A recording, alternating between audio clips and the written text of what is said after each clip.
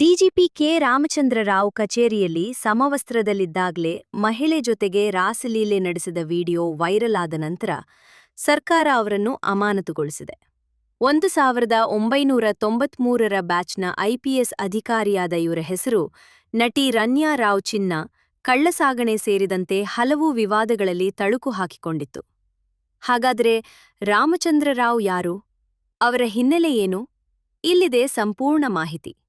ಕಚೇರಿಯಲ್ಲಿ ಸಮವಸ್ತ್ರದಲ್ಲಿದ್ದುಕೊಂಡೇ ಮಹಿಳೆ ಜೊತೆ ರಾಸಲೀಲೆ ನಡೆಸಿದ ವಿಡಿಯೋ ವೈರಲ್ ಆದ ಬೆನ್ನಲ್ಲೇ ಆರೋಪಿ ಡಿಜಿಪಿ ರಾಮಚಂದ್ರ ರಾವ್ ಅವರನ್ನು ಸರ್ಕಾರ ಸೇವೆಯಿಂದ ಅಮಾನತುಗೊಳಿಸಿ ಆದೇಶಿಸಿದೆ. ಡಿಜಿಪಿ ರಾಮಚಂದ್ರ ರಾವ್ ಮೇಲಿನ ರಾಸಲೀಲೆ ಆರೋಪ ಈಗ ಹೊಸದಾದರೂ ಈ ಹಿಂದೆ ಅನೇಕ ಪ್ರಕರಣಗಳಲ್ಲಿ ಅವರ ಹೆಸರು ತಳಕು ಹಾಕಿಕೊಂಡಿತ್ತು. ನಟಿ ರನ್ಯಾ ರಾವ್ ಚಿನ್ನ ಕಳ್ಳಸಾಗಣೆ ಸೇರಿದಂತೆ ಅನೇಕ ಪ್ರಕರಣಗಳನ್ನು ಅವರು ಎದುರಿಸುತ್ತಿದ್ದಾರೆ. ಕೆ ರಾಮಚಂದ್ರ ರಾವ್ ಹಿನ್ನೆಲೆ. ಡಾಕ್ಟರ್ ಕೆ ರಾಮಚಂದ್ರ ರಾವ್ 1993ರ ಬ್ಯಾಚ್ನ ಕರ್ನಾಟಕ ಕೇಡರ್ ಐಪಿಎಸ್ ಅಧಿಕಾರಿ. ಮೂಲತಃ ಆಂಧ್ರಪ್ರದೇಶದ ಗುಂಟೂರಿನವರು. ಮೂಲತಃ ಆಂಧ್ರದವರಾದ್ರೂ ಕರ್ನಾಟಕ ಕೇಡರ್ ಅಧಿಕಾರಿಯಾಗಿದ್ದರಿಂದ ವೃತ್ತಿಪರ ಜೀವನದ ಬಹುಪಾಲು ಕರ್ನಾಟಕದ ವಿವಿಧ ಭಾಗಗಳಲ್ಲಿ ದಾವಣಗೆರೆ, ಮೈಸೂರು, ಹುಬ್ಬಳ್ಳಿ, ಧಾರವಾಡ ಮತ್ತು ಬೆಂಗಳೂರು ಸೇವೆ ಸಲ್ಲಿಸಿದ್ದಾರೆ.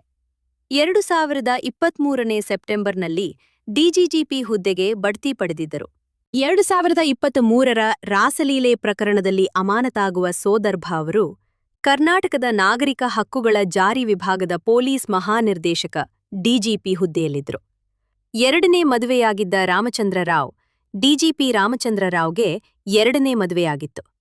ಅವರು ಎರಡನೇ ಮದುವೆಯಾದ ಮಹಿಳೆಗೆ ಮೊದಲ ಪತಿಯಿಂದ ಜನಿಸಿದ್ದಾಕೆಯೇ ನಟಿ ರನ್ಯಾ ರಾವ್.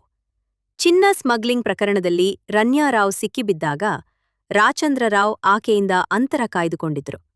ರಾಮಚಂದ್ರ ರಾವ್ ಹಿಂದಿನ ಪ್ರಕರಣಗಳು ದುಬೈನಿಂದ 14.2 ಕಿಲೋಗ್ರಾಂ ಚಿನ್ನ ಕಳ್ಳಸಾಗಣೆ ಮಾಡಿದ ಆರೋಪದ ಮೇಲೆ ಬೆಂಗಳೂರು ಅಂತಾರಾಷ್ಟ್ರೀಯ ವಿಮಾನ ನಿಲ್ದಾಣದಲ್ಲಿ ಕೆ ರಾಮಚಂದ್ರ ರಾವ್ ಮಲಮಗಳು ನಟಿ ರನ್ಯಾ ರಾವ್ ಅವರನ್ನು ಬಂಧಿಸಿದಾಗ ರಾವ್ ಬಗ್ಗೆಯೂ ಆರೋಪಗಳು ಕೇಳಿಬಂದಿದ್ದವು. ಬಳಿಕ ಅವರನ್ನು ಕಡ್ಡಾಯ ರಜೆಯಲ್ಲಿ ಕಳುಹಿಸಲಾಗಿತ್ತು. ಅದಾದ ನಂತರ 2025ರ ಆಗಸ್ಟ್ನಲ್ಲಿ ಅವರನ್ನು ಮತ್ತೆ ಕೆಲಸಕ್ಕೆ ಸೇರಿಸಿಕೊಳ್ಳಲಾಯಿತು. ಮಲಮಗಳ ಚಟುವಟಿಕೆಗಳಿಂದ ದೂರವಿದ್ದು ಆಕೆ ಜತೆ ಇತ್ತೀಚಿನ ದಿನಗಳಲ್ಲಿ ಯಾವುದೇ ಸಂಪರ್ಕವಿಲ್ಲ ಎಂದು ಹೇಳಿದರು. ಮೈಸೂರಿನ ಇಲವಾಲದಲ್ಲಿ 2014ರಲ್ಲಿ ನಡೆದಿದ್ದ ದರೋಡೆ ಪ್ರಕರಣದಲ್ಲಿ ಹಣವನ್ನು ದುರ್ಬಳಕೆ ಮಾಡಿದ್ದ ಆರೋಪ ರಾಮಚಂದ್ರ ರಾವ್ ವಿರುದ್ಧ ಕೇಳಿಬಂದಿತ್ತು. ಬಸ್ಸಿನಲ್ಲಿ ಸಾಗಿಸುತ್ತಿದ್ದ 2 ಕೋಟಿ ರೂಪಾಯಿಗೂ ಹೆಚ್ಚಿನ ಹಣ ದರೋಡೆಯಾಗಿತ್ತು.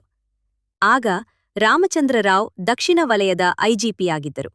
ದರೋಡೆ ಮಾಡಿದ್ದವರಿಂದ ವಶಕ್ಕೆ ಪಡೆಯಲಾಗಿದ್ದ ಹಣ ದುರ್ಬಳಕೆ ಮಾಡಿಕೊಂಡಿದ್ದಾರೆ ಎಂದು ಆರೋಪ ಕೇಳಿಬಂದಿತ್ತು.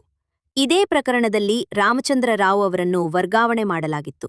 ಸಿಐಡಿ ತನಿಖೆಯಲ್ಲಿ ಆರೋಪ ಸಾಬೀತಾಗಿರಲಿಲ್ಲ. ಹೀಗಾಗಿ ಪ್ರಕರಣ ನ್ಯಾಯಾಲಯದಲ್ಲಿ ವಜಾಗೊಂಡಿತ್ತು.